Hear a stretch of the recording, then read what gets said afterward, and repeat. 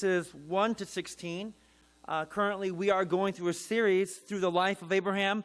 Last week, we had a guest speaker, Pastor Terrence, who's in Singapore now. And 2 weeks ago, we started here in Genesis chapter 16, and we looked at the first half of it. Today, we're going to focus on the second half of this chapter. Throughout the life of Abraham, again, he is considered to be the father of faith. In the Bible, he's mentioned as one of the examples of faith. And one of the things that you'll see as you read through the life of Abraham is that he makes a lot of mistakes. He fails. And what we see in Genesis 16 is maybe his greatest failure. It's his greatest failure. And you might think it's ironic that such a great man of faith is so faithless. But I really think what the life of Abraham shows is how faithful God is. God's faithfulness is not dependent on Abraham's faithfulness, right? And God's faithfulness to us is not even dependent upon our faithfulness to him. The Bible tells us that God is faithful. Because God is faithful, that God will fulfill his promise in our lives. I think that's what the life of Abraham really shows. As we read through Genesis 16, again, we do want to focus this morning on the second half of the story. 2 weeks ago, we looked at the first half. Just to make sure that we're all on the same page here, as I read through the first half of the story, I'm going to pause and give commentary, okay? Just to make sure that we're all on the same page and caught up, and then we'll read the second half together, okay? So we're going to read it together, and then... Also, in the bulletin, you'll see some brackets, and the brackets are just translations that I've made changes to. And really, I didn't do it on my own. In the ESV Bible, there are some helps, and these changes come straight from the ESV. And really, the brackets are just literally in the Hebrew. That's what's translated. And I think it's a better translation, and I think it helps us to see and understand what the writer here is trying to convey. All right? So Genesis chapter 16, verses 1 to 16, this is the word of God. Now Sarai, Abram's wife, had borne him no children. Remember that earlier in Genesis chapter 12 that God makes a promise to Abram, and the promise is to make him a great nation. And the rest of the life of Abraham is really showing how God fulfills that promise. But again, in order to fulfill that promise, in order to become a great nation, you need at least two things. You need people, and you need land. And as of now, Abram doesn't have either. And so when we're told that Sarai had borne him no children, and it's been 10 years since God made this promise, that's a long time to wait. That's a long time to wait. Now we're told that she had a female Egyptian servant whose name was Hagar. And this is important because Hagar is going to become an important part of this story. In verse 2, and Sarai said to Abram, see now. And the word see, I think, is an important word in this chapter. See now. The Lord has prevented me from bearing children. The question that you need to ask is Sarai seeing correctly? So Sarai says to her husband, see now, the Lord has prevented me from bearing children. Is she seeing correctly? And the answer is yes, right? God has prevented her from having children, but her response to what she sees is not right, because her response is, go into my servant it may be that I shall be built up by her. And she's talking about Hagar there. So one of the questions that I asked is, why Hagar? Why do you think Sarai chose Hagar? Out of all of her servants that she could have chosen to take on this role, why did she choose Hagar? I'm not sure, and we're not really told, but I wonder if it's because Hagar is the most non-threatening person to Sarai. I wonder if she's like the lowest person on the totem pole. And so the person who would be the person who would least threaten Sarai, I wonder if it's Hagar. I wonder. And if it's true, it kind of means she's really a nobody. I mean, she may be like the nobodies of nobodies, right? But you see that she sees her situation clearly, but she doesn't respond to the situation correctly. She sees what God is doing, but she doesn't like what God is doing. And because she doesn't like what God is doing, what does she do? She decides to take matters into her own hands. Right? And she comes up with this idea. It's her plan that she would be built up, that she would have children by Hagar. The biggest mistake comes here next when we're told, and Abram listened to the voice of Sarai. Again, I think you can understand that Sarai is discouraged. She may be depressed, and she's definitely desperate. And if you've ever been desperate, you start thinking of crazy things, right? When you're desperate, if you've ever been desperate, you think of everything. You think of every possibility, even the wildest, craziest scenarios. And so for me, it's understandable why Sarai would think of this idea. Doesn't make it right, but I can understand that she's so desperate. The biggest mistake was that Abram listened to the voice of his wife. If you go back to Genesis, the story of Adam and Eve, Adam, he makes the same mistake. He listens to the voice of his wife. Both men, they should have led their wives. And instead of leading their wives, they fail to lead. Right? And that's what leads to this mess that we're going to see. And Abram listened to the voice of Sarai.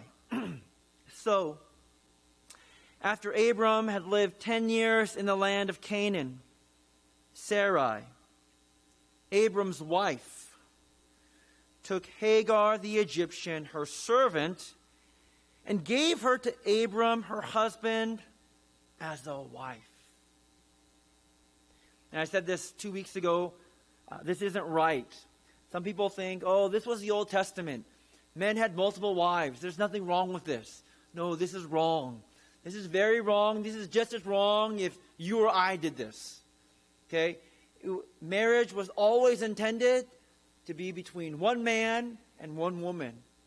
And it is a man's wife who is to bear his children, not his wife's servant. Okay? So this is not okay. Just to clear any confusion, right?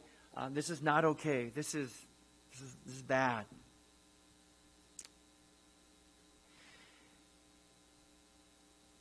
Verse 4, and when he, Abram, went into Hagar, she conceived.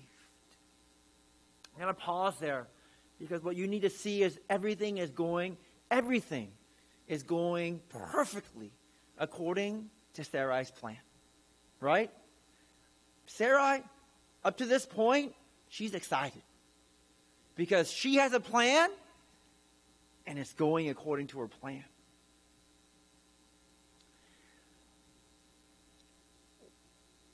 Waiting is difficult. I think I said this 2 weeks ago. Waiting may be the most difficult thing to do. Because when you really have to wait, there's nothing that you can do to change the outcome of the situation. Waiting is easier when there's something that you can do to influence the outcome. But that's not really waiting. Real waiting is when there's nothing that you can do, that you have no power to influence the outcome of your situation. Again, it's easy to judge Sarai, but she had waited for 10 years.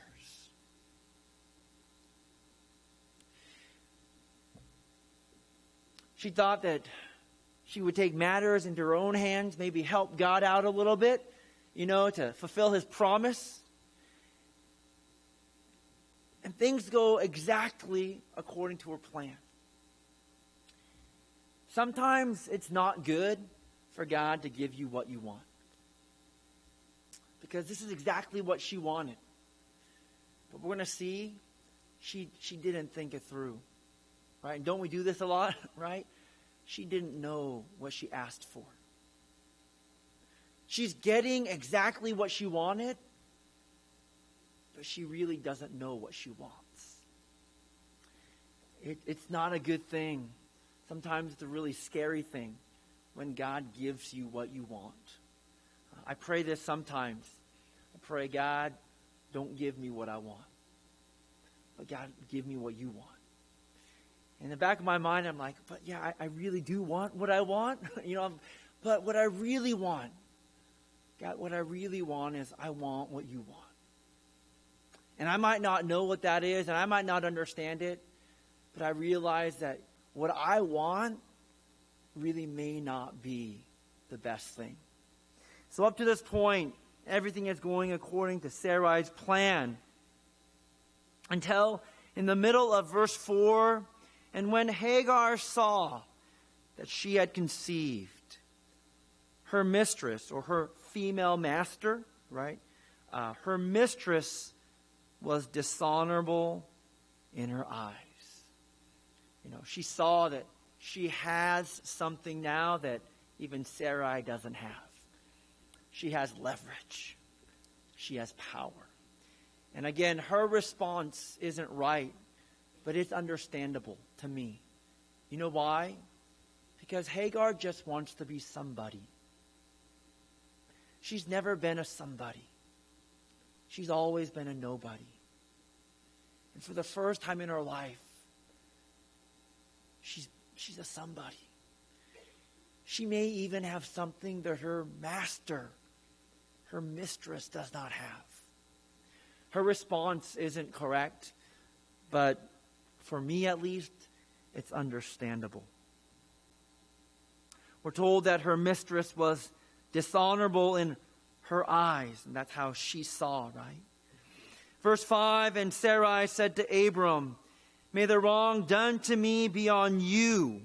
I said this a couple weeks ago. For those of us guys that are reading this, we're like, whoa, right? It's like, this was not my idea, right? Hey, honey, right? Sarah, this was your idea, right? But she is not wrong. Because like we said earlier, Abram should have stopped her. May the wrong done to me be on you. I gave my servant to your embrace, and when she saw that she had conceived, then I became despised in her eyes. May the Lord judge between you and me. And here comes another mistake of Abram. But Abram said to Sarai, see, your servant is in your power. Do to her as you please. What's the problem? Hagar is no longer simply Sarai's servant. More importantly, Hagar is Abram's wife. And as Abram's wife, he is to protect her. That's what he fails to do. Brings to mind a story. When I was in Malaysia on a mission trip in college, we went to a house church. In Malaysia, there are 3 people groups. There are Chinese, Indians, and Malays. You can evangelize to Chinese and the Indians, but you cannot evangelize to the Malays. We went to a house church, and it was a Malaysian house church made up of Malays. And it was very small. Actually, nobody was at the church, from what I remember, until this one large van pulled up. And I think about 12, maybe 15 people came out of this van. There was one man, 2 women, and a lot of kids. And I was confused. And later we found out that this man had 2 wives. He was a Christian, and he had 2 wives. And so we were confused. And the pastor went on to tell us the story that he used to be a Muslim. And when he was a Muslim, that as a Muslim you can have multiple wives. And so he had 2 wives and many children from these 2 wives. He had converted to Christianity, but he still had 2 wives. And so the pastor was in a dilemma. Like, how was he to counsel this family? And so his counsel to this man was, you need to take care of your 2 wives, but no more wives. No more wives. You have 2 wives. You have 2 wives when you became a Christian, right? To take care of the 2 wives, but no more wives. The thing is, and even Dr. Dan, Mali is a Muslim country. His neighbors have multiple wives. He says whenever he talks to his neighbor, he's always frustrated and he always has a headache. Because the law is, if you have 2 wives, you are to treat them equally. You are to treat them the same. And the reason this man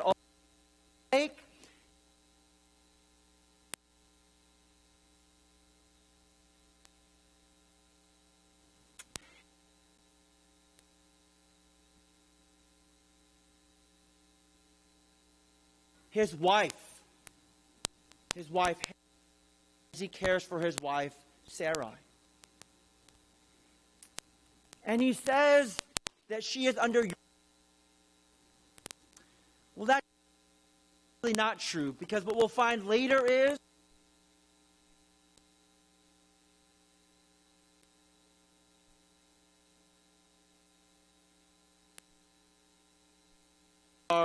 the way God would have her.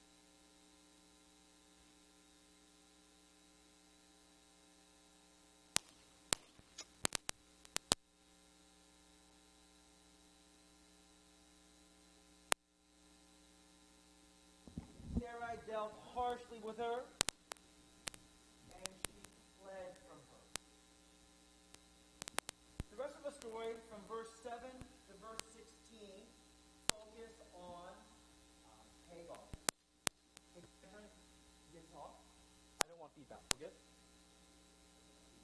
Right here? All right.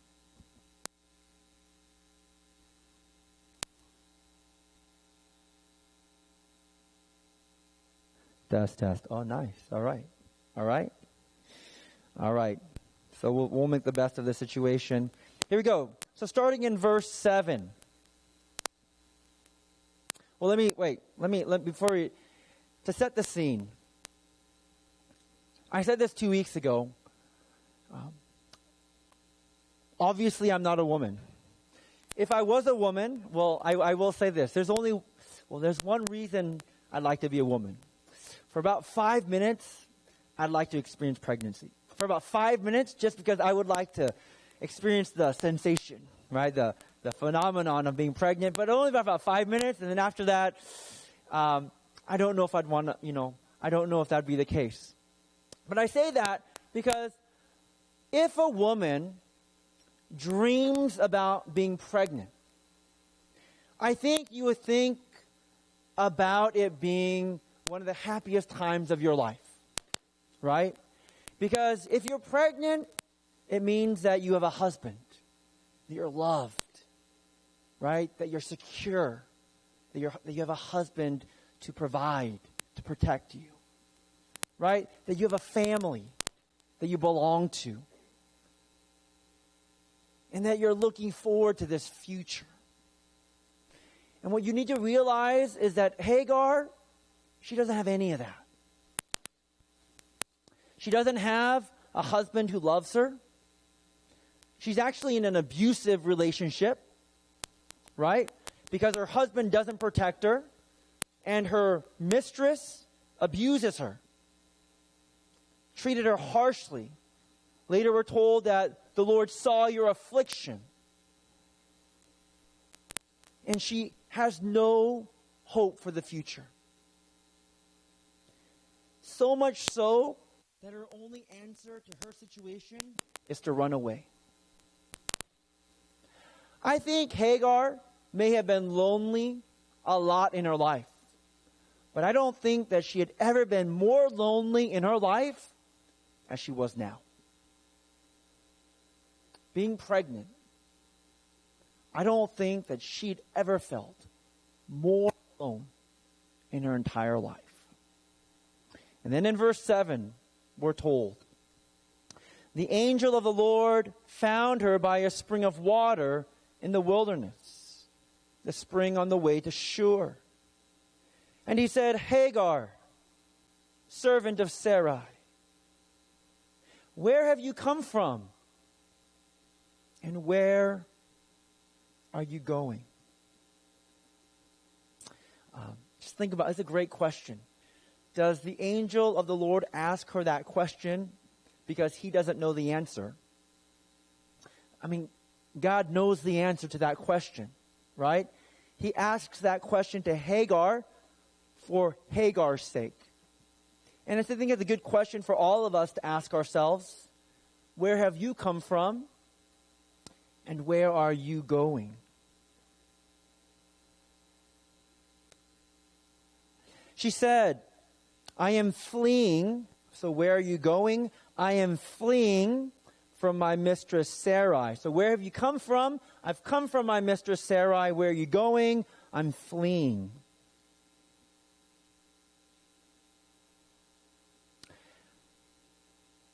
Verse 9, the angel of the Lord said to her, return to your mistress and submit to her.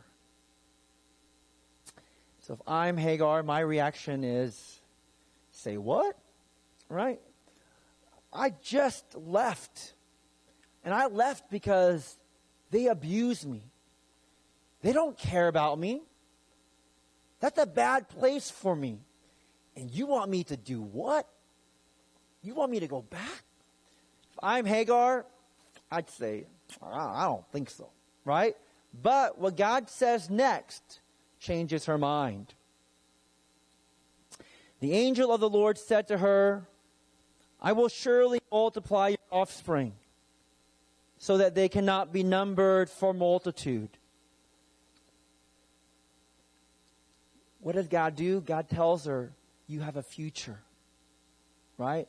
What Hagar can't see and what God helps her to see is, you have a future. And I have a future for you. Verse 13, and the angel of the Lord said to her, behold, you are pregnant. You shall bear a son, and you shall call his name Ishmael. Shama, hears El, God, meaning God hears. Because the Lord has listened to your affliction. He, Ishmael, shall be a wild donkey of a man, his hand against everyone, and everyone's hand against him.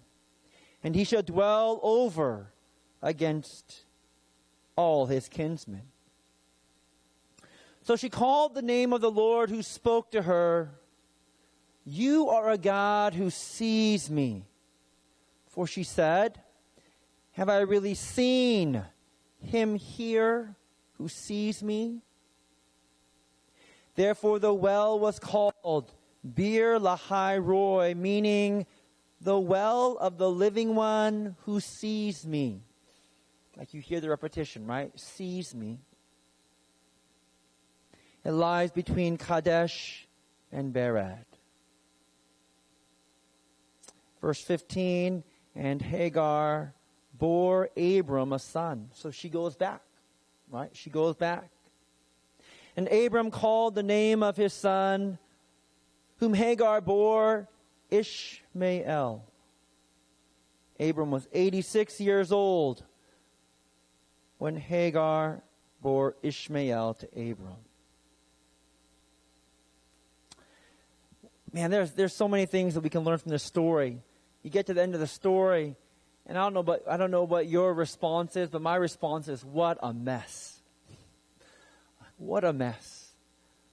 Like, what a mess Abram and Sarai have made of this situation. You know, is the promise that God made to Abram in jeopardy of not being fulfilled because of their failure to wait, their failure to believe in God? And not only that, but they brought in this other woman and now this son. And it just seems like it's a mess.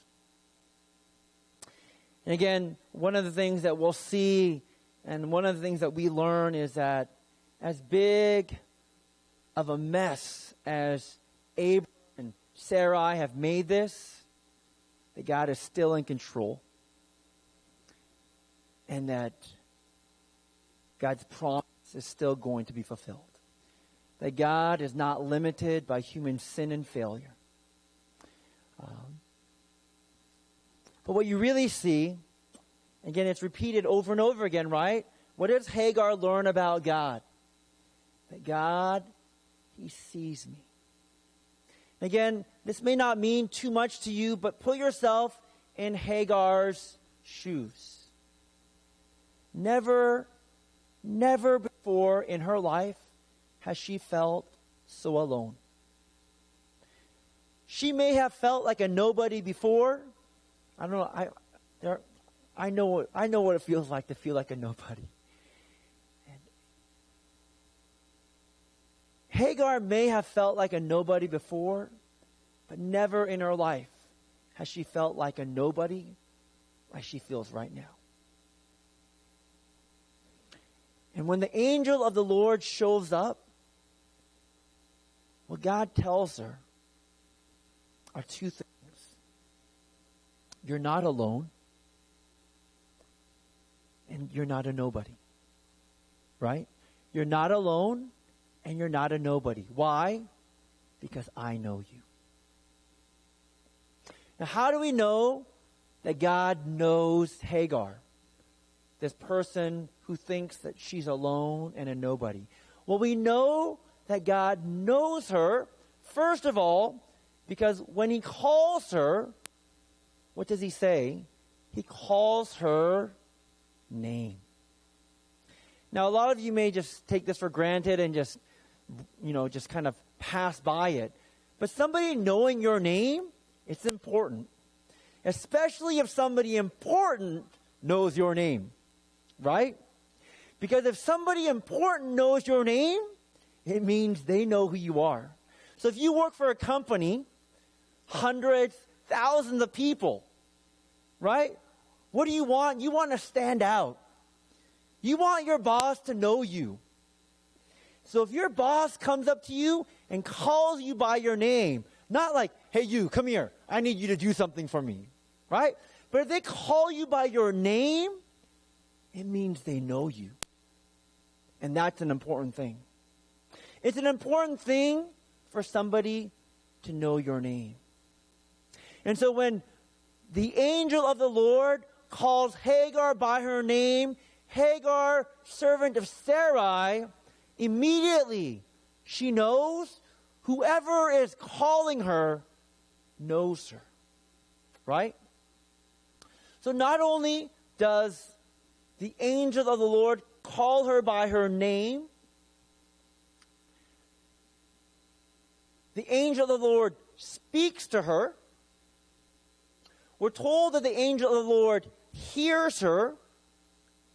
We're told in verse 11 that the Lord has listened to your affliction, right? And lastly, we're told that the Lord sees her. God knows her name.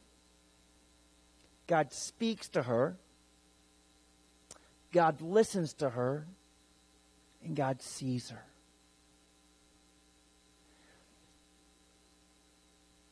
God knows who she is. And that's what gives her the strength to go back to Sarai. But that's not it. There's one other thing that shows us that God knows her. Not only does God know her name, not only does God see her, but God knows her future. This is super important, right? God knows her future. She's not alone. Her life is not out of control. And most importantly, her life is not even under the control of Sarai. See, even Abram and Sarai think that Hagar is under their power. They don't see correctly. What God does for Hagar is he helps Hagar to see correctly. The reason you're fleeing, the reason you're running away is because you think that you're under their power. You're not under their power. I have a plan for you. I already know your future. Your life is under my control and my power. And I think that's the most powerful thing. I think that's why she could go back to Sarai. I've told this to people, and I think in general it's true. There are exceptions. Where have you come from? Where are you going? Who are you? Who are you? Who are you becoming? Where are you going? It's an important question. It's an important question for you to ask yourself. Where are you going? Where was Hagar going? She didn't know. She was lost. Right? We're told that she was fleeing. And then in verse 7, what are we told? The angel of the Lord found her. Well, you only find things that are lost. She's lost. She has no idea where she's going. She's just running away from her mistress Sarai. In general, I think it's a good principle. It's never good when you're running away from something. It's always good to be running to something. I think a lot of people, our reaction is to run away, but we're not running to anything. Running away from something doesn't mean that you're running to anything. I encourage people, don't run away from trouble. Don't run away from hardship. Make sure you're running to something. Run to something that God has for you. Now, don't get me wrong, there are exceptions to this rule, right? If you're caught in war, if you're a refugee, I mean, you don't know where you're going, right? You're just running away from stuff. So I think there are exceptions, but I think it's a good general rule. Run to something. One other thing, it's interesting. Before Ishmael is born, God knows his future. So I'm going to go into the abortion debate a little bit here. Is Ishmael a person or not? He's not born yet. But God knows him. God even knows his future. I don't know. I think that means he's a person. And I think he's a person because God knows him. I don't know. I'm going to throw it out there. So I'm going to end. And you're saying there, that's great, Pastor Brendon. That's great, insightful stuff. But what does this have to do with me? Because I think that's what we all want. We all want to know that we're not alone. We all want to know that, God, that I'm a nobody, that we're not a nobody. That, God, that you see me. That, God, that you have a future. That you know my future. Well, how do we know that? So we know that for Hagar, right? But how do we know that for us? And we know that because God sent his son Jesus into the world to die on the cross for our sin and to rise again from the dead. That's even greater evidence than what God does for Hagar. Because God himself comes to us. And he comes to us because he sees us. He sees us and he sees our trouble. He hears our affliction. And he has a future for us. The Bible tells us that the Bible tells us that God, that we are known by God. And this is good news. Right? We talk about the gospel. It's good news. The good news is that God knows your name. We're going to pray as we close. God knows your name. If you're a Christian, you know that God knows your name. Because when God called you, he called you by your name. He didn't say, hey, you. He knows your name. That's a powerful thing.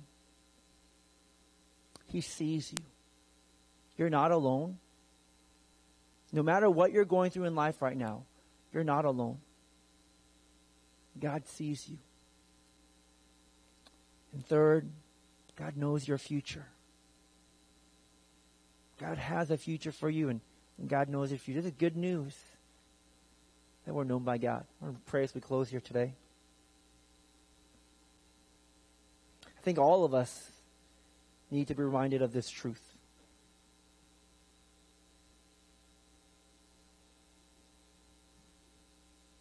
As we remember the cross of Jesus Christ. The reason the cross is the symbol of the Christian faith, I mean, there are so many different reasons, but it's the evidence that God knows us. It's the evidence that God loves us.